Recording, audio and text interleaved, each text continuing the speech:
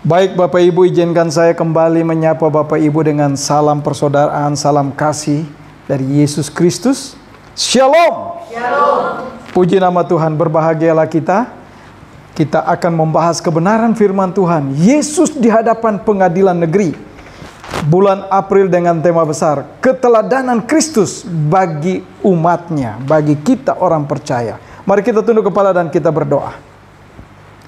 Bapa, terima kasih Engkau begitu baik sehingga Engkau masih mengingatkan kami untuk mengingat kembali penderitaan-Mu, karena kami tahu hidup kami penuh dengan penderitaan dan pergumulan. Tapi bersama dengan Engkau kami boleh mendapat panutan, karena kami tahu Tuhan, Engkau sudah menjadi gambaran bagi kami. Engkau sudah menjadi patron model bagi kami Tuhan, untuk kami boleh setia apapun yang terjadi.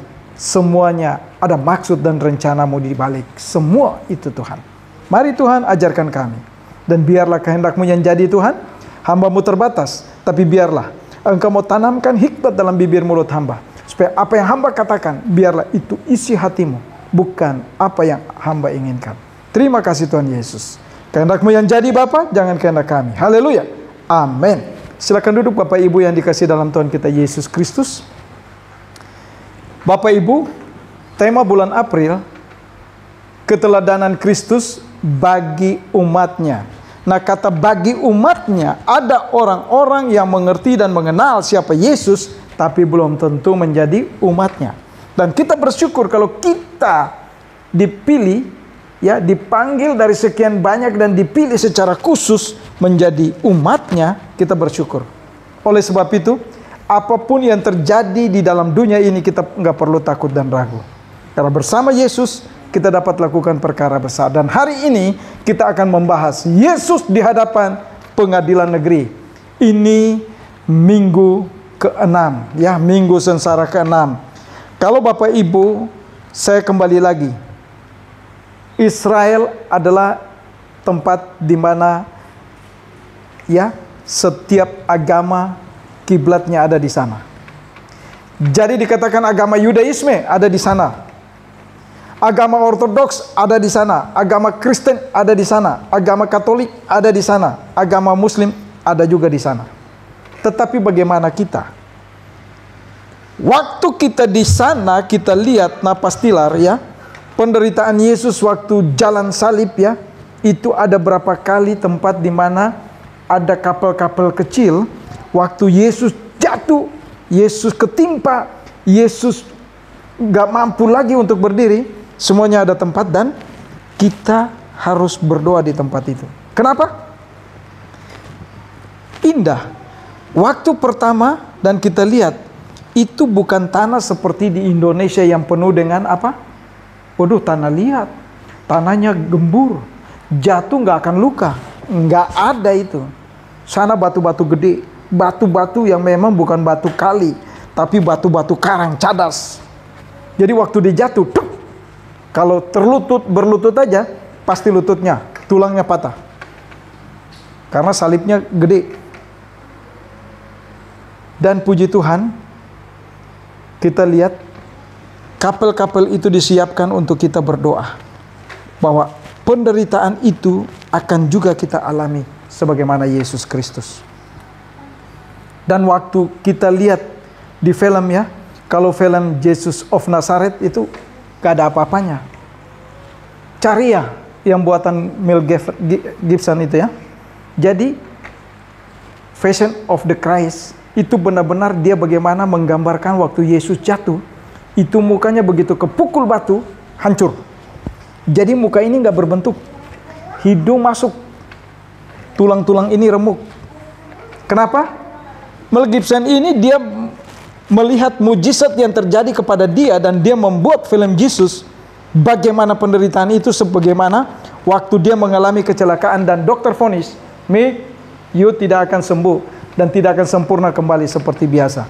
Hanya mujizat Tuhan yang membuat engkau sempurna. Dan puji Tuhan, mujizat Tuhan mengubah dia, dan begitu indah, mukanya yang tadinya hancur kembali pulih seperti sedia kala. Akhirnya dia menciptakan The Passion of the Christ, bagaimana Yesus mengalami penderitaan, aduh, hancur. Coba, udah hancur, dia masih tetap berusaha untuk memikul itu salib. Dan Bapak Ibu tahu, tenaga terakhir sudah tidak mampu diambil alih oleh, ya kalau kita membaca, langsung dijemput. Si orang Kirene ini langsung mengambil alih, memikul lanjut. Bukan berarti dia orang yang menderita, tidak. Tapi orang di mana yang baru percaya kepada Yesus, waktu dia melihat itu, dia langsung, tidak pakai tunggu-tunggu, seperti murid-muridnya. Begitu kejadian, kabur, umpat. Tapi tidak, dia langsung jemput salib itu dan dia pikul sampai ke tempat di mana Yesus akan disalibkan. Ini luar biasa Bapak Ibu. Mari kita buka kebenaran firman Tuhan, kita akan baca beberapa ayat. Ya, dari Matius 27 ayat 11 sampai ayat, ya kita baca sampai ayat yang ke-16 saja ya. Karena ini sampai ayat 26.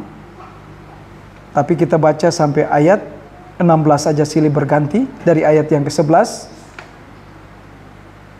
kita akan baca silih berganti. Saya baca ayat 11, Bapak Ibu ayat 12, kita sampai ayat 16 saja. Nanti di rumah kita baca sampai ayat 26.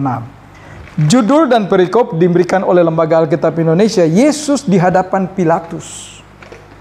Ayat 11 dikatakan, lalu Yesus dihadapkan kepada wali negeri, dan wali negeri bertanya kepadanya, engkau raja orang Yahudi? Jawab Yesus, engkau sendiri mengatakannya. Tetapi atas tuduhan yang diajukan imam kepala dan tua-tua terhadap dia, ia tidak memberi jawab apapun. Maka kata Pilatus kepadanya, tidakkah engkau dengar betapa banyaknya tuduhan saksi-saksi ini terhadap engkau? Tetapi ia tidak menjawab satu kata pun, sehingga wali negeri itu sangat heran. Telah menjadi kebiasaan bagi wali negeri itu untuk membebaskan satu orang hukuman pada tiap-tiap hari raya itu atas pilihan orang banyak. Dan pada waktu itu ada dalam penjara seorang yang terkenal kejahatannya yang bernama Yesus Barabas. Barabas ini orang yang luar biasa ya. Tapi coba, waktu diminta kepalanya, justru mereka minta kepala Yesus yang harus dibawa. Tapi Bapak Ibu tahu, wali negeri yang mempunyai keputusan itu, coba kalau kita lihat di film ya, mau Jesus of Nazareth, ya, Passion of the Christ, itu dia pergi dan dia cuci tangan. Kenapa? Dia nggak mau terlibat di dalam hal demikian. Karena apa? Hal itu sangat-sangat tidak menyenangkan. Dan dia tahu betul bahwa memang Yesus tidak bersalah. Tuduhan-tuduhan yang dikatakan pun Yesus tidak membantah. Bapak Ibu, kadang-kadang kita juga harus seperti Yesus. Kalau ada problem permasalahan apapun yang orang sangkakan kepada kita, jangan kita langsung bereaksi. Ingat, waktu kita bereaksi, ada orang bisa katakan begini, lihat tuh kan, dia cari pembelaan itu. Coba, dia ingin supaya dirinya dibenarkan. Jangan. Tapi mari kita belajar dari Yesus supaya kita dengan elegan, tidak menjawab atau tidak bertindak segabah apapun, kita akan dinilai orang, yes, orang itu nggak salah. Banyak kejadian ya, kejadian demi kejadian terjadi dengan kami. Ada satu kejadian yang akhirnya sebenarnya istri dan anak-anak semua udah tidak bersemangat. Tapi saya katakan, jangan takut, orang itu ancam kita. Emang mudah. Saya diam, dan akhirnya begitu polisi memutuskan, ya, siapa yang salah, siapa yang benar, masih juga mereka gitu ya. Saya nggak tahu hikmat dari mana, tapi saya tahu dari Tuhan. Dan saya katakan apa? Diam! Anda dari awal ngomong saja banyak bacot. Diam! Orangnya kenapa? Langsung gemetar. Padahal orang itu kepala Kejagung, ya, Jakarta Utara. Saya bilang, Anda dari awal ngomong aja, Anda tahu mana yang benar, mana yang salah. Anda kayak orang gak berpendidikan. Diam, ketakutan dia. Dan dia akhirnya katakan apa? Ibu Ros, saya juga kan orang Ambon. Wih, polisi bingung. Lah, dia orang sono, kok dia ngaku-ngaku Ambon? Saya bilang, ya terserah bapak-bapak yang menilai. Bisa Bapak Ibu? Di situ kita punya kemenangan. Jangan pernah membantah. Apapun yang terjadi, ancaman sekalipun. Oleh sebab itu Bapak Ibu, ini firman Tuhan indah sekali. Untuk mengingatkan kita bagaimana penderitaan Yesus mengalami penderitaan itu, ya, yang terjadi untuk merebut kita dari setiap cengkraman iblis yang akan membawa kita kepada kebinasaan, tetapi dia membawa kita kepada hidup yang kekal. Oleh sebab itu, penderitaan yang kita alami ini tidak ada seberapanya. Dan jangan pernah kita katakan bahwa Yesus atau Allah ingin mencobai kita. Tidak pernah Allah mencobai kita. Allah izinkan pencobaan itu datang kepada kita untuk kita melihat bagaimana kadar iman kita. Apakah iman kita masih kanak-kanak, remaja, dewasa, atau benar-benar full dewasa. Jadi kita mesti lihat. Semua kejadian yang terjadi itu membuat kita semakin dekat atau makin jauh dari Allah. Tapi kalau waktu kita katakan,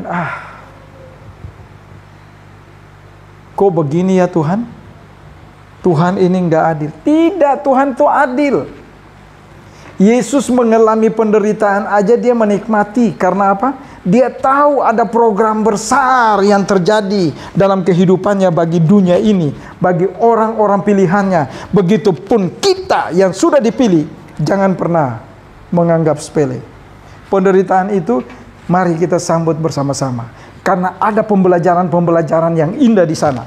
Oleh sebab itu Bapak Ibu, ada beberapa hal yang perlu kita ketahui dari pelajaran ini. Bahwa tantangan demi tantangan jangan pernah mengeluh.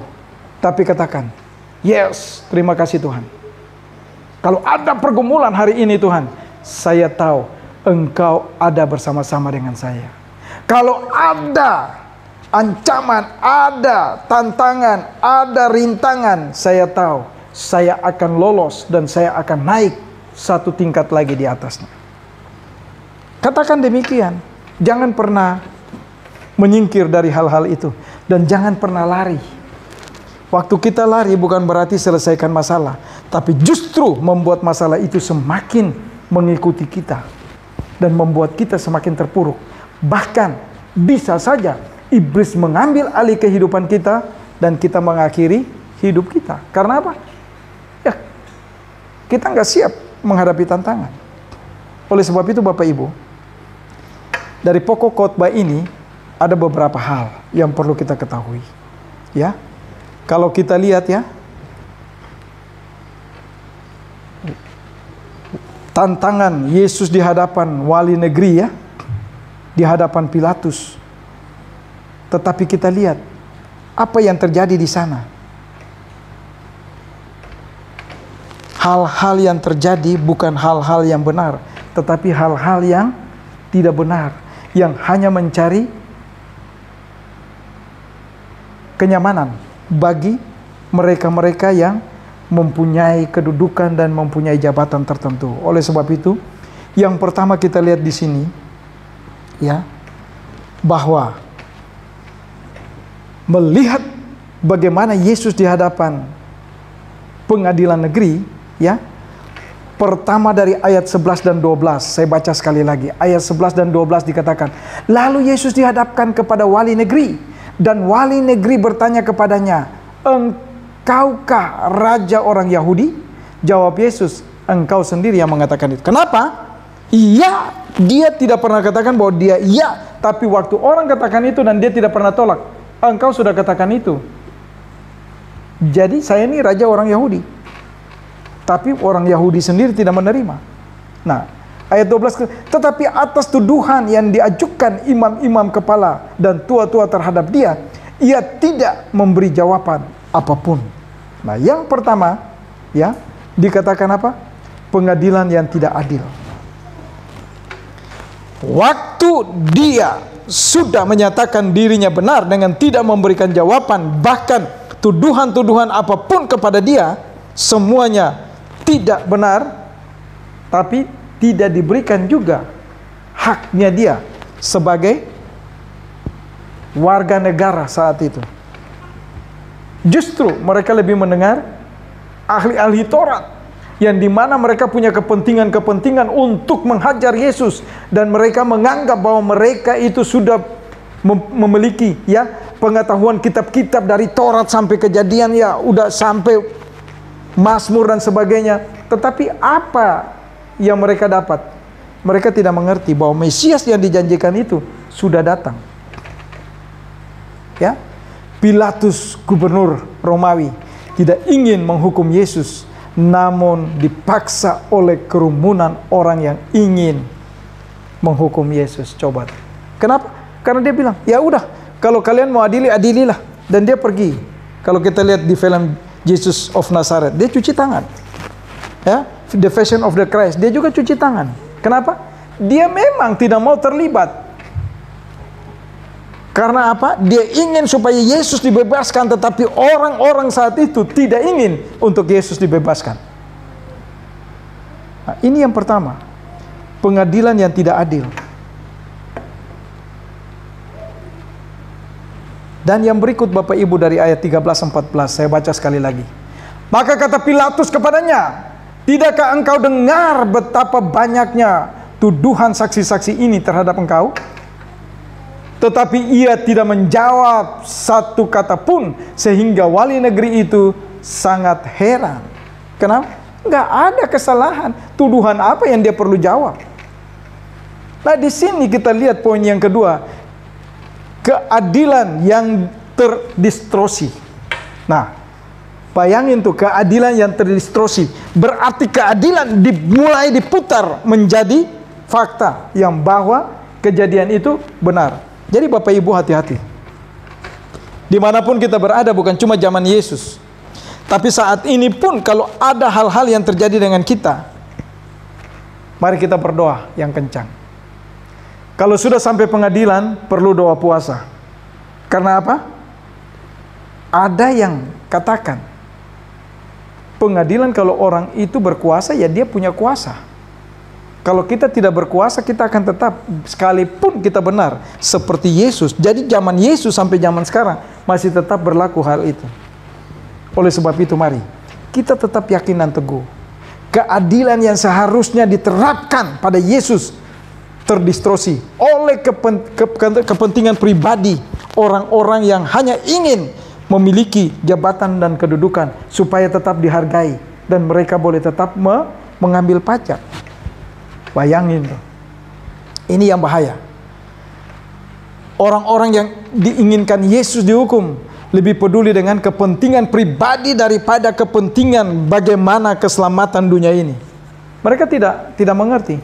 Mereka tahu, mereka ahli kitab, tapi mereka hanya memenuhi otak mereka dengan ayat-ayat dan kitab-kitab yang mereka kuasai, tanpa mereka menyadari bahwa Yesus adalah Mesias yang sudah datang, yang ingin menyelamatkan mereka. Tetapi orang-orang tersebut apakah selamat? Saya katakan neraka. Karena sampai saat ini mereka tidak mengakui bahwa Yesus adalah Tuhan dan Juru Selamat, Mesias yang sudah datang. Jadi tempat mereka mana? Api neraka. Saya perlu tegaskan. Nah, apakah kita juga mau seperti itu? Kita waktu mengenal Yesus, mari, jangan pernah buat kesalahan. Apapun yang terjadi, katakan, Tuhan, kalau hari ini saya mesti meninggal bersama Engkau, yes. Kalau hari ini apapun terjadi bersama Engkau, yes. Katakan begitu. Kalau tantangan demi tantangan datang kepada saya bersama Engkau, yes. Kenapa mesti takut? Bersama Yesus, kata firman Tuhan, kita dapat melakukan perkara besar. Dan kita lihat, setiap kejadian-kejadian orang-orang yang bersama Yesus, mereka akan diberikan kesempatan, diberikan kenyamanan, diberikan anugerah kembali untuk dapat menikmati sisa hidup yang mereka dipercayakan untuk jalankan dalam dunia ini. Poin yang ketiga Bapak Ibu, yang terakhir. Dari ayat 15 sampai ayat 26. Kalau ayat 15, 16 kita sudah baca, saya langsung baca saja ayat yang ke-26. Dikatakan apa? Lalu ia membebaskan Barnabas bagi mereka, tetapi Yesus disesahkannya, lalu diserahkannya untuk disalibkan. Coba, Barabas, bebaskan Barabas. Padahal Barabas seorang penjahat ulung. Tapi coba, mereka ingin kepala Yesus. Ini yang terjadi. Oleh sebab itu poin yang ketiga, Yesus yang diam. Ya, Yesus yang diam. Yesus tidak membela dirinya sendiri. Yesus memilih untuk diam dan menerima hukuman yang tidak adil. Jadi kalau ada tuduhan bagi kita, jangan ngelawan, diam saja. Diam adalah emas. Karena waktu kita diam dan kita minta Tuhan beracara, jangan pernah takut. Kita lihat ya, kejadian-kejadian di negara kita, coba. Orang-orang percaya dianiaya, coba. Apa yang terjadi? Pembalasan bukan hak mereka, tapi hak Tuhan. Mati. Aneh. Ya. Kita nggak perlu takut. Karena Yesus memang segala-galanya. Yesus memilih untuk diam dan menerima hukuman yang tidak adil. Jadi kalau ada ketidakadilan dalam hidup kita, serahkan buat Tuhan. Dan biarlah Tuhan bertindak. Saya teringat, waktu Presiden Gus Dur baru dilantik, kami dipanggil ke istana. Dan waktu nama saya disebut, saya katakan, yes, terima kasih Tuhan. Anak jalanan kok bisa masuk istana. Waduh, ini sesuatu yang luar biasa. Pakai jas rapi gitu kan. Karena apa? Semua harus rapi. Gak boleh gak rapi. Ini ke istana loh. Apalagi kita mau berjumpa dengan Yesus. Berjumpa dengan Yesus dan kita mau sesuatu dengan Yesus. Mari kita juga lakukan yang terbaik dengan kehidupan kita. Nah, waktu sampai di sana, Pak Gus Dur katakan apa? Bapak pendeta, ibu-ibu, ya, Anda ini saya tidak takut loh. Kalau sekarang ini saya matikan Anda juga boleh. Duh, ternyata banyak jinnya. Tapi yang dia katakan dan membuat saya bergetar, ingat Bapak pendeta dan ibu-ibu, doa Anda itu loh yang saya takut. Duh, bisa ya? Tapi memang benar. Setiap kali KKR setelah kejadian itu, dia datang loh. Dan terakhir waktu dia datang dengan ibu negara, itu hujan gede di Istora Senayan. Di langit itu berbentuk salib. Waduh, bercahaya. Kenapa? Allah menunjukkan sikapnya. Bahwa kita orang percaya, jangan pernah mau tinggal diam. Tapi waktu kita bertindak dengan doa kita, Allah bekerja. Karena ingat, setiap kita orang percaya berbicara kepada Tuhan hanya dengan doa. Waktu kita mendengar suara Tuhan, kita duduk diam dan baca firman Tuhan. Tuhan berbicara buat kita. Tapi waktu kita berbicara kepada Tuhan, lakukanlah dengan doa kita. Di mana saja, tidak terikat oleh ruang, waktu, dan tempat. Sambil duduk, jongkok, di toilet, berdoa. Katakan buat Tuhan, Tuhan saya datang. Saya ketakutan. Saya dalam ancaman. Saya dalam tindakan yang tidak sewena-wena. Tapi mari Tuhan engkau bertindak. Tuhan akan bertindak. Ini yang luar biasa Bapak Ibu. Karena Tuhan inginkan. Oleh sebab itu, pokok khotbah kita hari ini yang terambil dari Matius 27 ayat 11 sampai 26. Kita melihat bagaimana Yesus di hadapan pengadilan negeri, ya. Keadilan yang seharusnya diterapkan kepada Yesus dibalikin menjadi orang yang tersalah.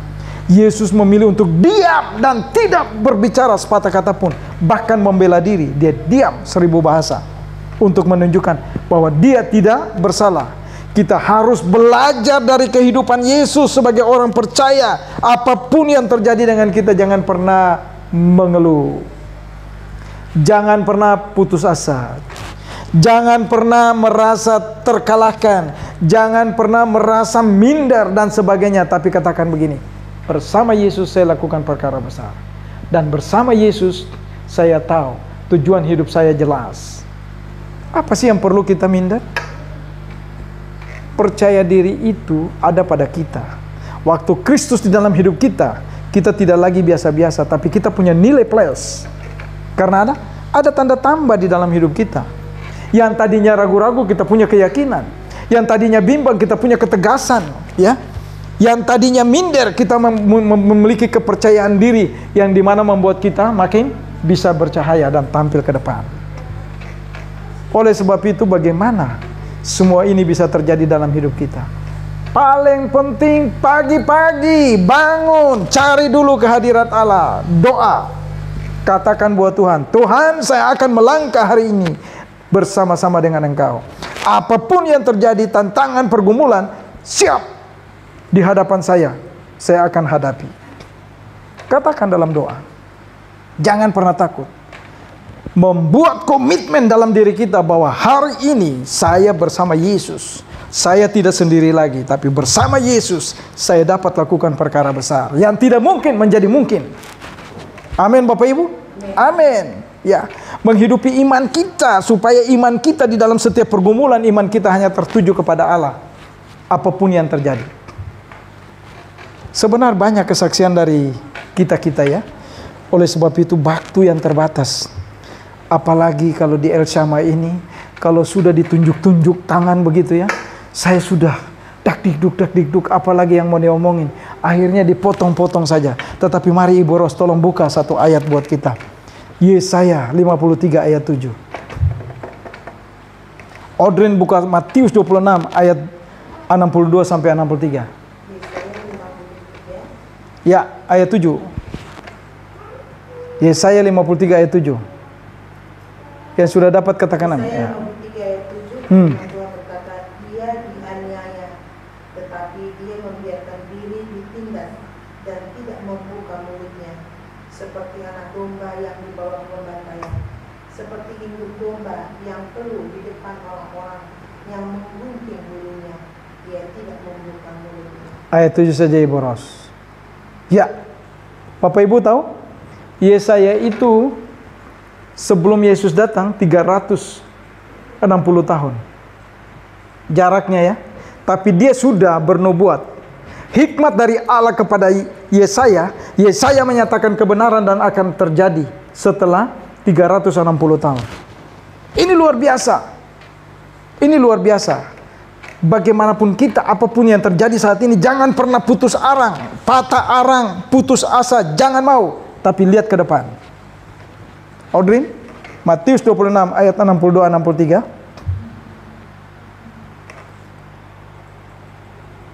Belum dapat? Ya. Iya, 26 ayat 62-63. Lalu imam besar itu berdiri dan berkata kepadanya, tidakkah engkau memberi jawab atas tuduhan-tuduhan saksi-saksi terhadap engkau? Tetapi Yesus tetap diam. Lalu kata imam besar itu kepadanya, demi Allah yang hidup, katakanlah kepada kami, apakah engkau Mesias anak Allah atau tidak? Ya. Jadi kata diam, waktu kita diam seperti Yesus, Yesus juga diam, berarti bukan dia diam saja, tapi dia berdoa kepada Allah Bapa, minta pimpinan dan pertolongan dari Allah Bapa. Bang Nafe tolong buka 1 Petrus 2 ayat 21 sampai 24. Kita menutup ibadah kita pagi hari ini menjelang siang. Bang Nafe buka 1 Petrus 2 ayat 21 sampai 24. Bang Nafe tidak bawa Alkitab. Ya?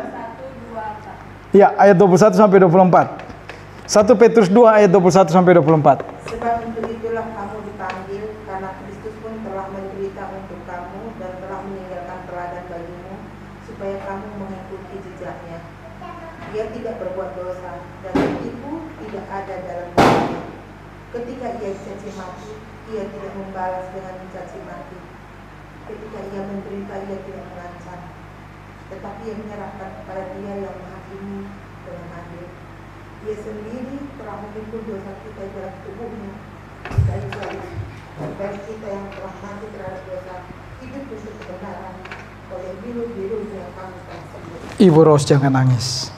Semua sudah lewat. Jadi kita lihat, Dia sudah melakukan itu ganti kita.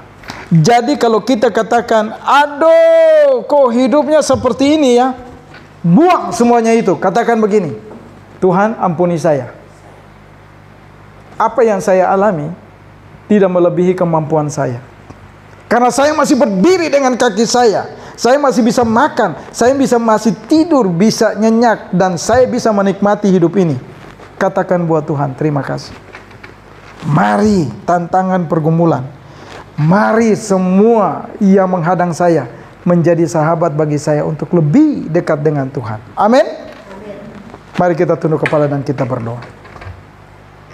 Bapa, terima kasih Engkau begitu baik. Engkau mengingatkan kami bahwa Yesus di hadapan pengadilan negeri membuat kami bersiap-siap menghadapi tantangan di dalam dunia yang semakin hari semakin gelap.